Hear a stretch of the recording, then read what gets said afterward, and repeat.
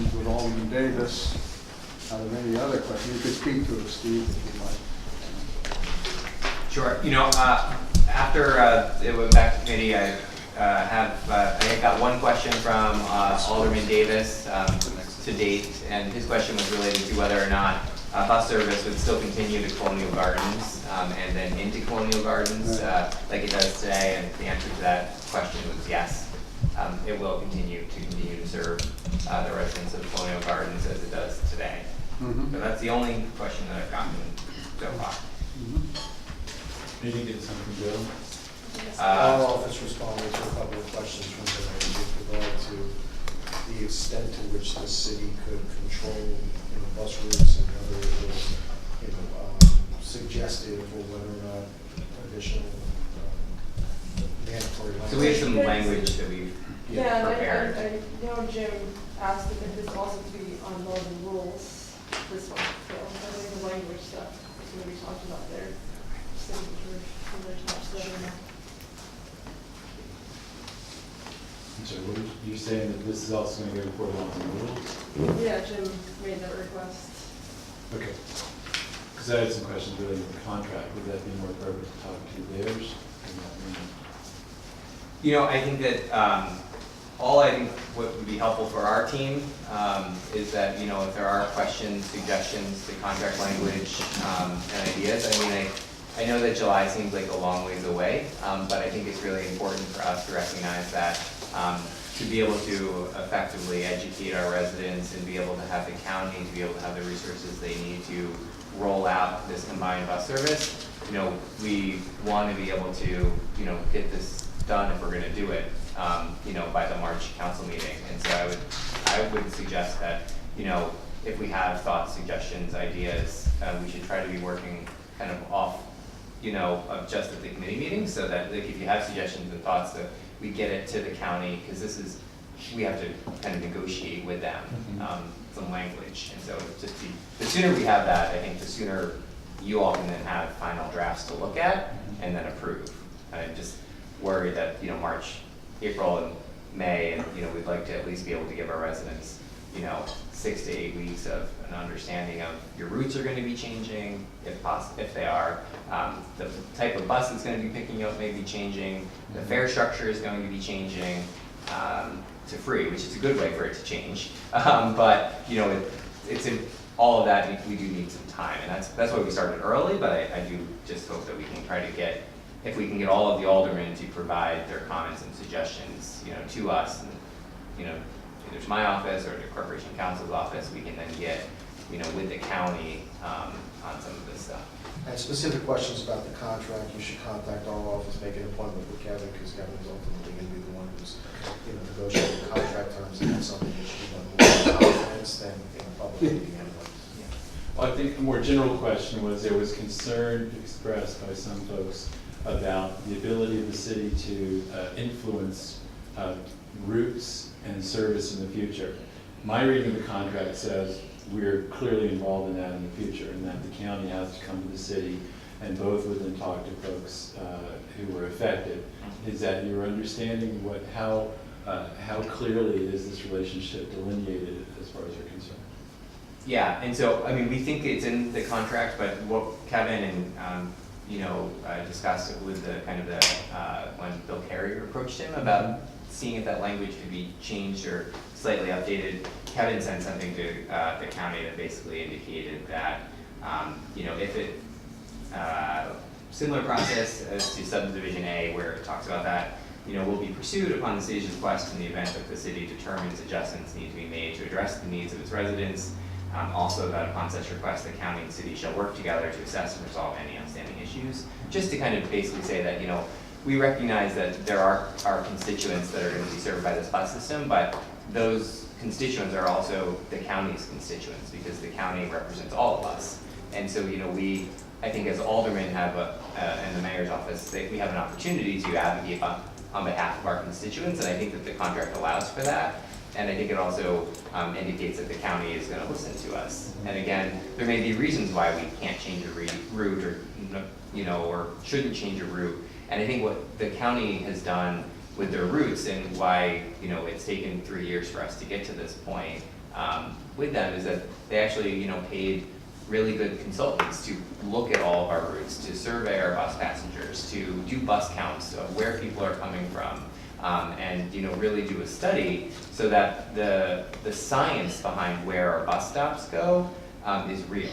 And I think that Ulster County, you know, has really tried to have a science-based approach and not necessarily, you know, have an approach where the one constituent that calls the most gets a bus stop in front of their house, and then we do that for 20 years. We then have random bus stops all over the place that no one rides on anymore because that constituent moved 5 years ago. And so I think it's, you know, that's why we want to be able to kind of have it be based on science. But again, constituent feedback is really important too. And I think that the contract does allow us to still have that say. But I think one of the things that we also recognize is that this is all managed by, you know, the Federal Highway Transit, you know, folks. And any change in a route requires a mandatory public hearing, and it requires public input, and it requires, you know, official meetings. And just like now, if we were to change routes or change fares, we have to have the same process here in the city, and that's something that we've had to follow too. So like we also can't just decide, as aldermen, you can't just decide, I want to change the route and I want it to go over here. Like there has to be a public process, and there has to be an approval process through the FTA to be able to, you know, get these routes changed and updated. Well, do you know the last time our routes were changed and updated? There have been 2 or 3 different studies done saying that the city should change their routes, and we've always usually just disregarded the studies that the county has done. So the counties are all of the studies that the county have done are on their website, and so I think that the first study was done in 2006, and then another one in early 2000s, and then this most recent transit integration. And all of the studies have generally said the same thing, that our routes do need to be tweaked to be able to be the best routes that we can have, and we just have never gotten around to doing the tweaking, mostly because of staffing limitations and cost limitations, and the city just hasn't wanted to put that extra money into the bus system. So the routes haven't changed since the early 2000s at all? Pretty much, they're pretty much the way they have been. Dan, help me with this. Now, this is going to be discussed in all the rules, particularly in the route structure, as Andrea has said. But what do we need to do? This was sent back to committee. Do we need a whole new committee report to bring this back on the floor, or? I don't believe so. I think that you will need to articulate your questions. You need to bring them to Steve. You need to bring them to Kevin so that they are addressed in the context of the contract negotiation. You can't address, you know, questions with regard to the language of the contract, you know, on the floor of the council. It has to be brought to us. We have to look into it. There has to be discussion with the county, and it has to be addressed. Well, would it be, see, we're discussing this now in finance, and it will be discussed in laws and rules, and we want to take action on this in March, because we're talking about this in 2 committees. Can we have a special finance meeting prior to caucus where we can vote on this? Well, ultimately, my assumption is that you're going to have to approve whatever contract is entered into, and you're going to have to approve the merger. But we don't get to that point until questions with regard to the language of the contract are articulated and addressed in the negotiation. So the most important thing is if there are issues that any of you want to raise, take them to either Steve or our office so that we can, you know, start looking into it. And there are 2 different sections of this, and I think that, you know, we may have the ability to also separate them if need be, is that there is the resolution, which says that we're going to merge, and it says that, you know, we're going to transfer our assets to the county come July 1st, and that really kind of sets what the FTA and the county needs to be able to put in front of their legislature. The second piece of it, and that's one piece, the second piece is also adopting a resolution authorizing me to sign this contract. And so there are, you know, if in general everyone feels comfortable with the resolution and there are no changes to the resolution, you know, the resolution can be adopted to show a sign that we are moving forward, but that we still want to just work out some of these details when it comes to the MOA. So that's another option that you could, you know, look at, because I haven't heard anyone have any issues yet with the resolution, which is only a one. Well, we did have a close vote here in committee last month, 3-2 vote, and we're having questions. I wonder if it's appropriate just to bring the whole thing back Well, it sounds like we could have two different resolutions. One is out of finance relating to the primary document, and then one out of laws and rules relating to the contract. Mhm. Okay, and who's going to introduce these resolutions? Is this coming from your office? Well, I mean, I already introduced one. I'm just trying to get Right, the so mechanism to There's make already this one that happen. was tabled, so in that committee report from the last time, you know, what I think finance could do is decide whether or not, from a financial perspective, we're comfortable entering into an agreement Yeah. that, you know, we pay the county $225 a year, you know, for the next 5 years with, I think, $112,000 this first half of the year. You know, that would be one thing that you all could do as finance, to then kind of do your part, and then allow laws and rules to have a closer look at, you know, the non-financial pieces of this. I don't know. Yeah.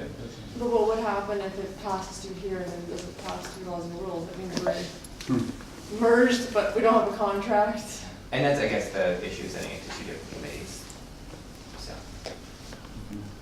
that's, I'm not in charge of the common council, so I just, you know, I feel like,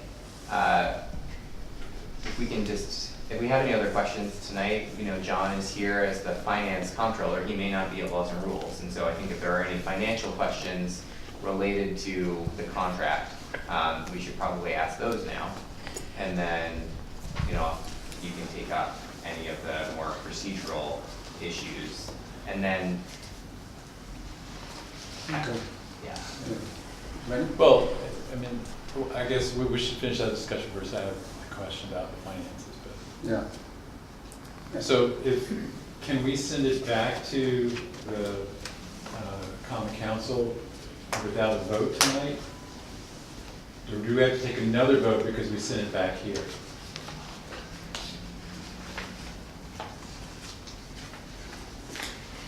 My understanding at this point is that the issues related to the contract will refer to your committee, and the issues related to the merger were sent to laws and The rules. Is that email- accurate?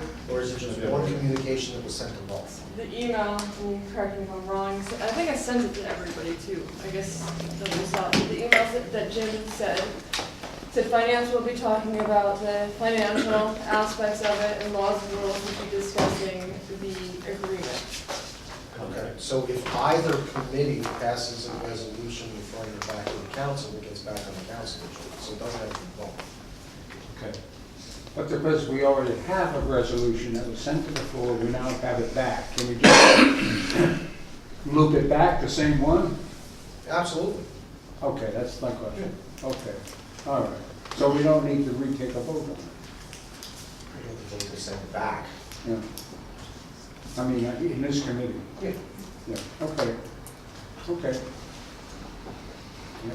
Any other questions, comments, whatever? Is Well, it- questions about the finances, Yeah, but I don't, so just to clarify, the contract stipulates the $112,000 this year, then $250,000 for the next 5 years, I think. And after that, we don't pay anything for the bus. Correct. Now, the $250,000, what is that covering? So that is a commitment to the county that would go toward the operations, mostly long-term or capital costs related to improving our bus service. And so when we all signed on to the sales tax agreement, the caveat in the sales tax agreement was that we would work toward merging the two systems as long as there was no net impact to county taxpayers. And so the $225,000 each year for 5 years will allow the county to make the needed improvements to our city bus fleet, which includes adding Wi-Fi, adding the mobile app, and so putting the GPS locators on all of our buses so that their constituents can know where the bus is on their phone, upgrading our fleet. Our fleet is very old, and most of the buses are over 10 years old, and they're at or near the end of their life expectancy, and so we'll need to have new buses, and so there's a local share that we've traditionally had to pay that the county would basically use our $225 to put toward purchasing new buses. And that's why it ends, because after 5 years, the fleet will have been upgraded, the county will be running efficiently, and, you know, the amount of costs related to the system will be covered by the state and federal aid that they expect to receive. And so they believe that that's why the cost would end to the city. Steve? Is the county able to, after we give them our annual payment, is there any way they can say, hey, sorry, that didn't cut the mustard, we need more? I think that that's what the contracts are for. You know, I think that generally most municipal entities don't break contracts. Generally doesn't look good and generally is illegal and generally, you know, generally not something that county governments generally do. I mean, maybe my memory is a little hazy when we first started talking, but I thought they actually had the ability to say, it's costing us more, so we need more from you. Yeah, no, that is not in there. The only thing that's in there in terms of a kind of that type of clause is that if we as a city 2 years from now decides, you know, hey, this bus thing is working out really great, but, you know, we're not gonna pay you anymore. They have the ability during the contract that if we don't cut a check to them, that they can take it from our sales tax.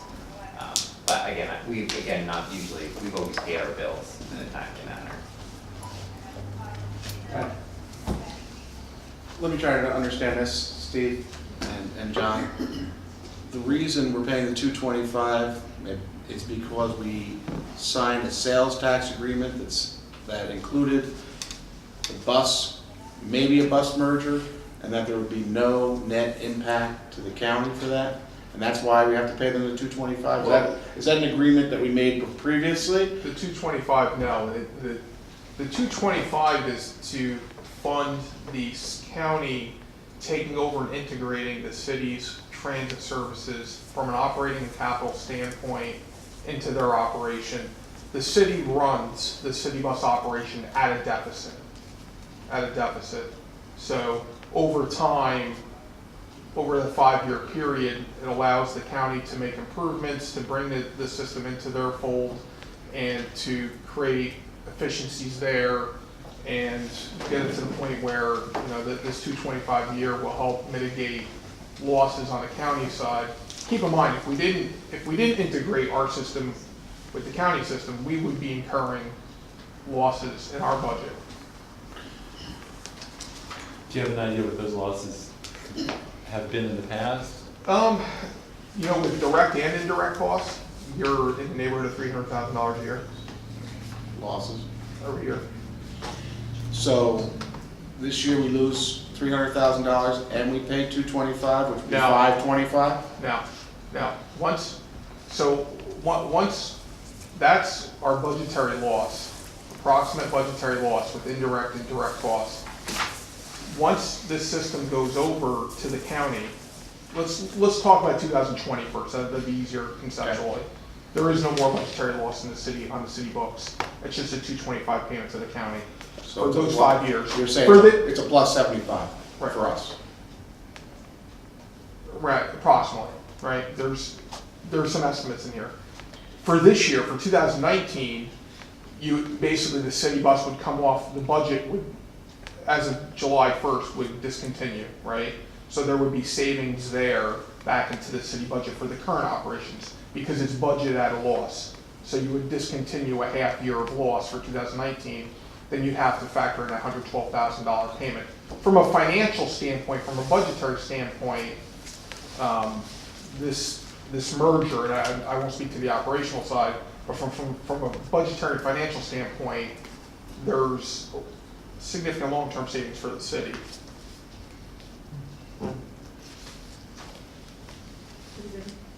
What happens? Thank you. Can I jump in? Go ahead. Okay. What happens to the old buses? Yeah, so buses that still have what is considered life expectancy on them, so the Federal Transit Administration has a certain number of years that each bus is supposed to be in service, generally speaking, so many of our buses are, 10 years is the general lifespan of them. Anything that has that life left on them is a federal asset. We don't own it, the feds do. Even though we think we, we have the registration and everything, but they own it, it's their money. They pay 90% in most instances or more of some of these buses. And so they have to then go to the county. And so those assets are the ones that you would be transferring. All of the assets that don't have any federal life left on them are ones that basically are older than their life expectancy. The feds don't want them anymore. The county doesn't want them because they're so old. We keep them.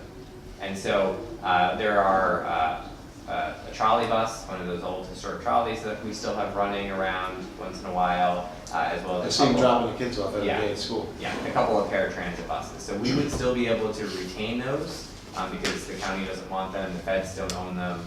We could then choose to repurpose them, provide them to Parks and Recreation to be able to provide bus service for their summer camp kids or for the school programs, or we could decide to surplus them, depending on, again, as buses get old, there are maintenance costs. So if we decide to keep them, then that's a financial commitment that we're making to other programs within the city. How much do you receive, John, from in state aid or DOT aid for the buses? I'm trying to get a grip on the 225. How much do we take in?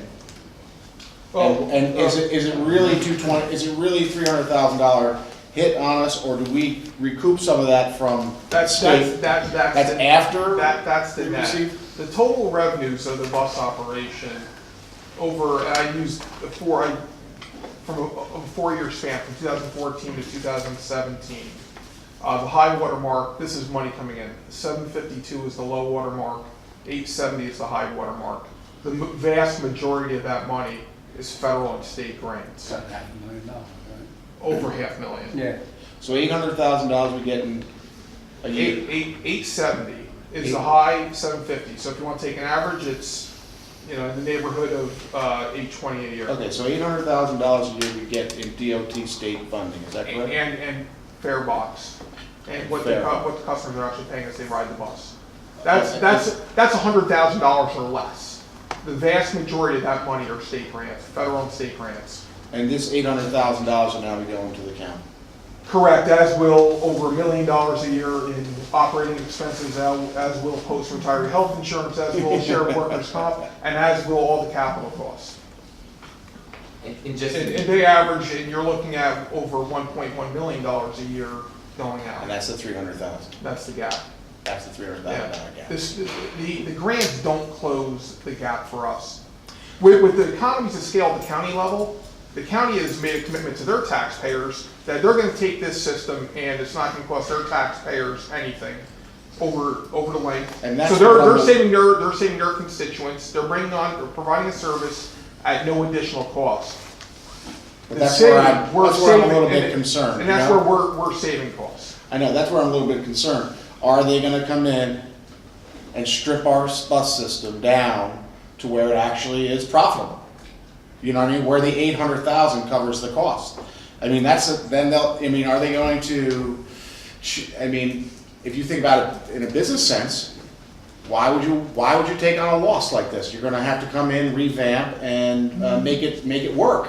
So why would you take on a $300,000 losing business if you're not gonna make it work? And I'm a little concerned that they might come in and try to do some things to make this work, and it might not work for the people in the city of Kingston. That's what I'm a little afraid of, you know what I'm saying? That could happen, you know?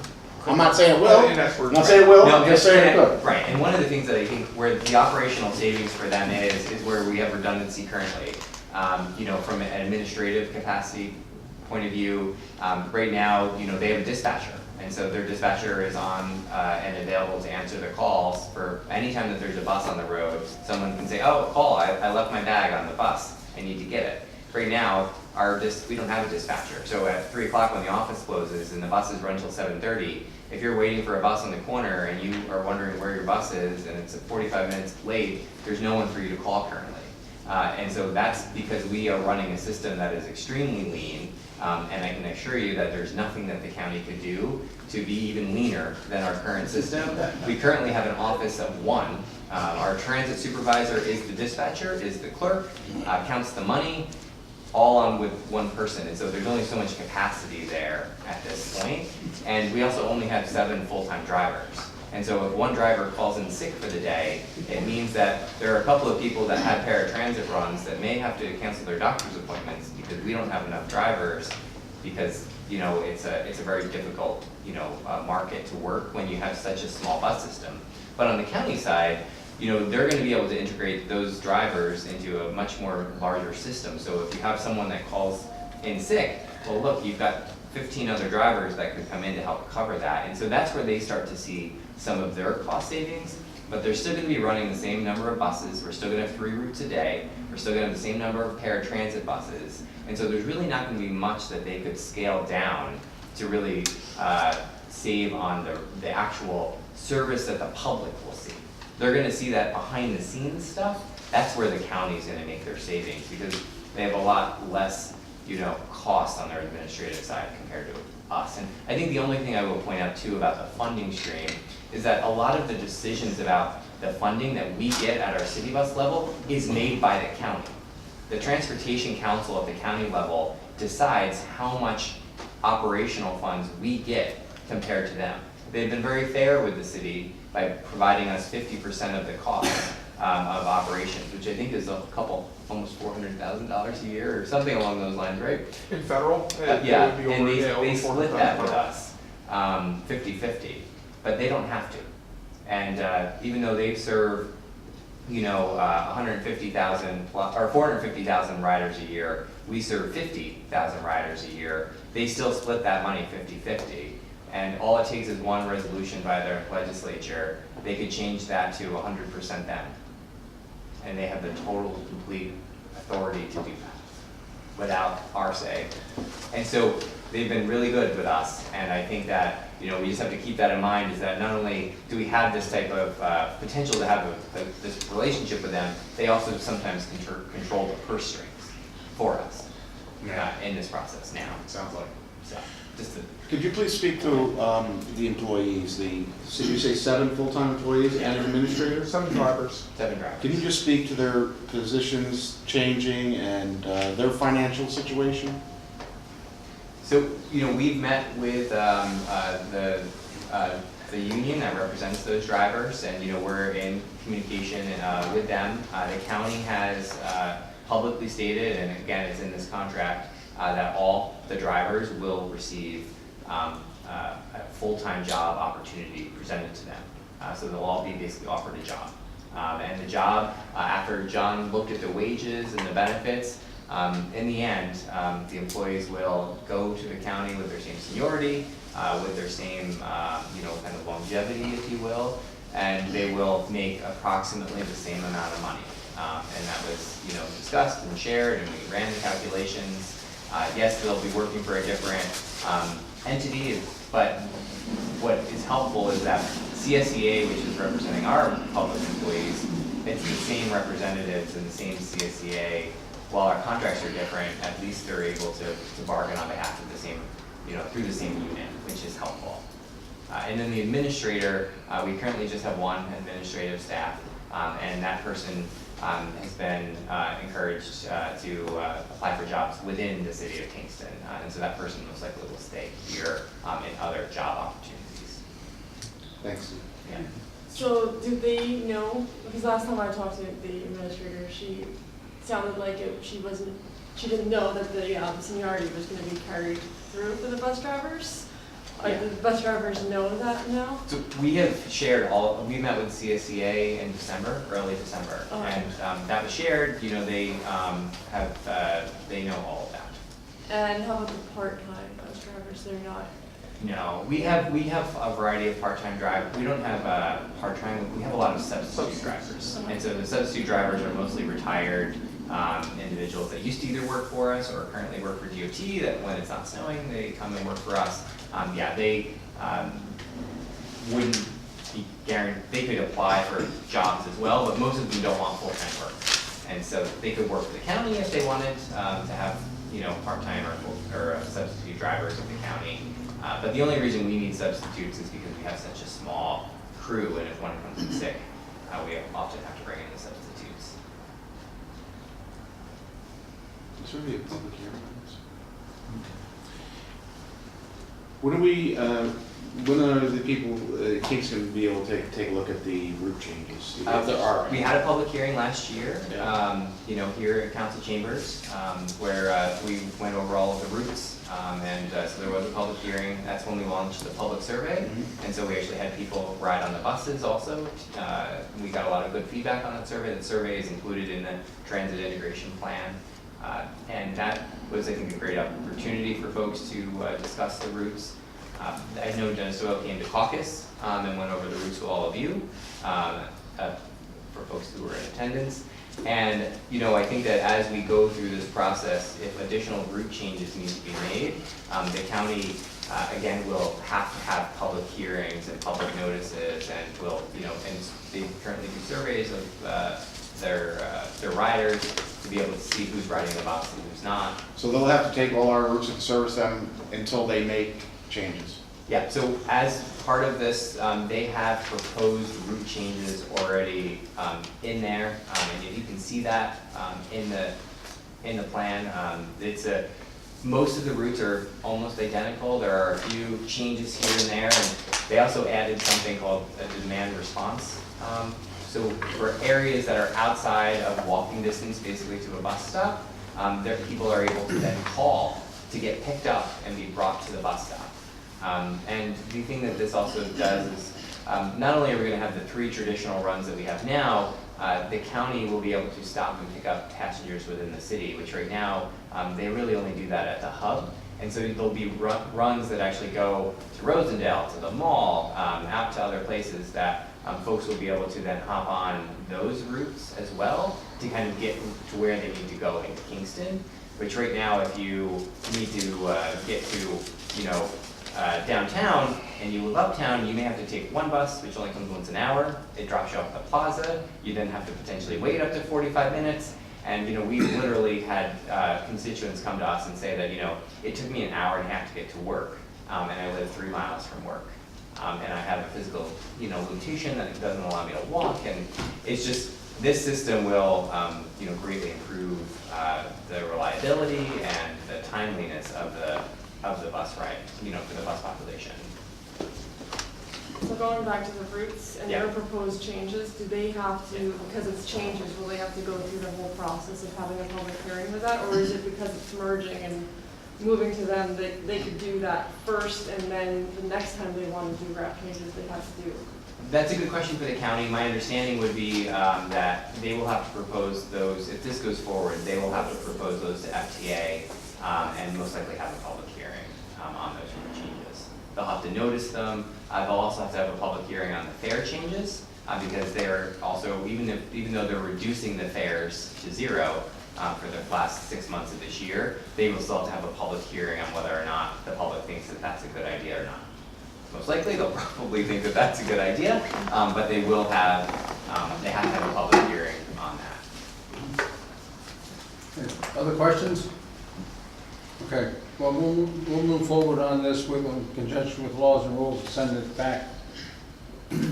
Yeah, Our next laws and rules meeting is the 25th of this month, so if you have any questions, it's a Monday, yeah, we had to move it. If you have any questions, I would recommend that you go see Kevin or Steve beforehand, so that we could, really pick on the contract. okay. One other item if I could ask you about, Mr. Mayor. As you recall, you, I, and Ed Norman had quite a discussion with the Cuba meeting the other night about the pipe plan. And we had discussed last month's meeting here, that your office would be coming forth with a survey for property, uptown property owners and business owners. Yeah. About the pipe. Where does that survey? Yeah, and so I think after we talked at Cuba, I took away from the conversation that obviously it's important, as we all discussed, to get the reactions of the actual property owners who our easements are attached to. But I think we also recognize, Doug, and I hope you'd agree with me, that also the tenants, the renters, the business owners that may also would like to take part in a survey. And so we're going to be actually launching 2 surveys now. So we've been working on both of them. And so I would expect in the next week and a half that there will be both a survey that gets mailed out to all 44 easement holders, but that there will then be a kind of a SurveyMonkey public survey that goes out for anyone to take, and they'll be able to identify if they would like, you know, are they a resident, are they a business owner, are they a visitor, are they, you know, a tenant, and then we'll be able to kind of have a, so while that survey is being developed, the other thing that I think we heard from the constituents was that they would like us to include more than just a do you like the pipe plan or not kind of conversation, and they would like us to include cost estimates. And so, as you know, both John and Kevin are working on trying to firm up some cost estimates so that we can put in the survey a little bit more background as best we can with the information that we have. So they've been looking over the CT mail reports that have been provided, and also looking at what some of the cost estimates and concerns are. And Kevin has also been working with John and CT mail to prepare the letter to DOT to ask about. So that's kind of our status. So I would expect that by the next time we meet at finance, you know, we'll probably have some early survey results back in terms of how everybody feels. Okay. Can I ask Okay. a question? Any other questions or Nick? Okay, thanks. Thanks very much. I'd like to move now. Yeah, Can I ask a question? a question. Yeah, brief questions, please. Thanks. If the bus service, if there's a, if the bus ridership increases and within the city of Kingston, and the county bus as a result gets more riders, will we have a way to get the county to expand our service? Not change routes, but how is expansion of service dealt with? It's not mentioned in this at all. The idea of adding longer hours, adding Sunday service, covering the 2 breaks. Well, I certainly don't have a response for that. I understand your concern, and I did get your email on that today where you voiced Yeah. these concerns. Is there a logical way for that to go into the memorandum of agreement? Because they've talked about how we would deal with route changes, but they haven't talked about how we would do with the amount of service that Kingston has. I asked Dennis Doyle a question around something like that. I will look back in my notes to see what he said, and if it's not that exact question, I'll reach out and see if I can find out more information before laws and rules. All right, I'd like to move